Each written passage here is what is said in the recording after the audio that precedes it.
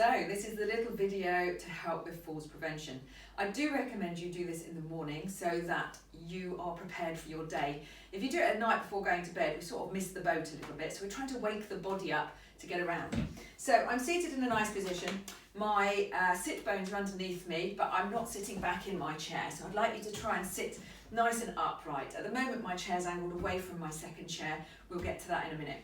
So the first exercises we're going to do is literally, firstly, let's get those shoulders moving. So circling the shoulders right round. You'll hear lots of cracking and creaking, especially if you don't do this already on a daily basis. So I'm really shrugging the shoulders up and then back and then down. And then I'm going to add in, so you can do that about 10 times. And then I'm going to add in my hands onto my shoulders and we're going to do circles with our elbows. Taking the elbows all the way around, again creaking and cracking. I've got it. Only 51, still creaking and cracking.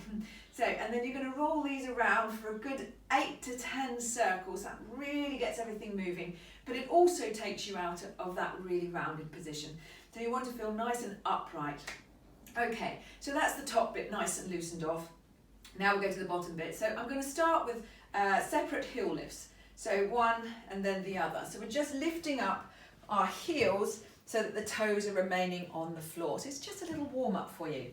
And then I'm going to do the opposite and I'm just going to lift my toes one at a time. That's it, just warming up the ankles. So obviously our joints hold synovial fluid. I'm going to double now, double heel lift. And the synovial fluid needs the joints to work to produce so that they become more mobile. But also thinking of the proprioception and then lifting the toes. And again, you'll feel a stretch down the calf. And then I'm going to take one leg forward and I'm going to circle my ankles. As I circle the ankle, the heel is fixed to the floor and the knee will move, but also the hip will rotate. So there's lots of movement going on through one leg. Go the other way. That's it. You can use your hands in the same way as me so you can feel what's going on. I'm going to switch legs. So again, about 8 circles on each. And then circle round using the knee, the hip, and in your nice upright posture. Going to go the other way, just warming all of that up, ready for our next move. So the next move we're going to do is little walking on the spot, seated. So this may be all you can manage. If you're not walking, then that's fine. This will keep you fit and active. So again, we're going to walk and lift 10 steps. And then from there, staying upright, we're going to straighten one leg and then lower. Tap the floor, try not to rest on the floor, tap and lift. If you haven't done this in a while, you're going to feel this. Start with 5 and then switch legs. Breathe. That's lovely. So this is daily, don't forget. You'll see me tomorrow and the day after and the day after that. We're doing 5. Lovely. Okay, so I feel now that I'm ready to position myself for sitting. So I want to be facing, this reminds me of when I was a child and we used to play trains. I want to be sitting directly behind my support. For me, this is the dining room chair. You don't want to put a lot of support on this, it's for your balance, so you don't want it to be unstable. If you're worried about it, put something heavy on the seat of the chair. But try and use the strength in your legs. Now, I'm going to get my ankles under my knees and I'm going to use my hands for balance, but I'm going to lean forward slightly and then I'm going to push off my legs. So I'm going to lean up into a standing position. Okay, now the standing position, my feet are straight forward and hip width apart and I'm as upright as I can be. And then here, we're going to do single heel lifts. Like we're out walking in the street. Feel the energy, the blood pumping. You can have a little wiggle of the hips as well, always good to get some movement going through your body. From there, we're going to go into heel raises, double. So we're going to get up on the toes, we've got the balance here, and down.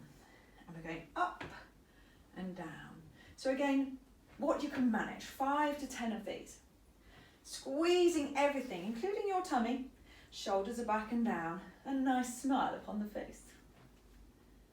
Okay, and then we're going to go into toe lifts. So you've got the chair, but you're going to stay upright and just lift the toes from the floor.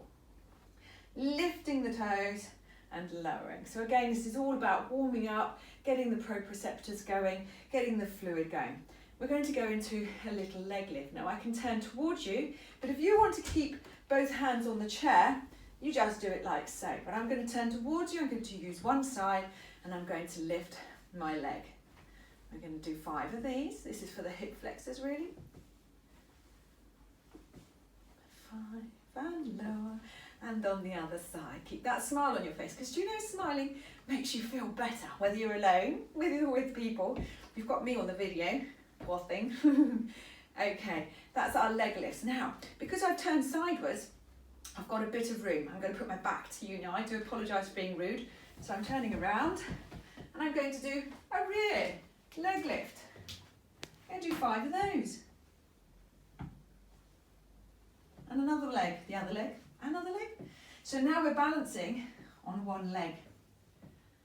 So I always tell people, whether they're sporty, I'm going to do the side now, so we're going to lift out to the side. So stay where you are, soften the knees, out to the side. Doesn't matter if it's a tiny lift, it's a move. Out to the side, we're going to do 5. Out to the side. Whether you're sports or a more mature person, your balance of the leg is so important. And again, runners, they fall over, they trip up. So it's about having that lovely ability in your feet to free yourself off here, to be able to sustain your posture. Okay, another one you can do, specifically more for the hamstring. I'm going to move because that chair's in my way, but I still have my balance on my sideboard. And I'm just going to bring my heel to my bum. Now you can do this singularly, which is probably harder, or you can switch like this. Pulling the tummy in, standing on one leg. When we walk 1 foot at the time. So we walk, one leg is in contact with the floor. Until the other leg hits, we have 2 but in a balance, and then this one takes off. So another thing I'd like you to practice, if you've got a long sideboard, is you won't be hip width apart. You're going to practice walking with 1 foot in front of the other, like you're on a tightrope. I've let go, but it's okay because my balance is okay. So I want you to practice walking in a straight line. Okay, and then basically that's it. So all you've got to do every day is repeat this program. And if you repeat this program, oh, I've missed one thing, key thing. I want to do squats, and I want you to do them safely. Squats do glutes, hamstrings, quads, everything. Okay, so we're going to go to our squat position. So where we sat before, we want to hold on to the chair, good posture, and then stick your bottom right back. So you lean forward, and then you bend the knees and lower down. And raise up. It's slow, it's controlled. Keep looking at your feet, because what you don't want is this. This is going to damage your knees. Okay, so lean forward, push up, into the upright position. By the time you've done this, a few weeks running, you should be using your arms as your balance tool and getting stronger and stronger through your core, through your legs, and through your posture. So, thank you so much for doing this, and I'm really proud of you because you're going to be one of those fitties out there. Take care. From Liz at BackFit Clinical Therapies.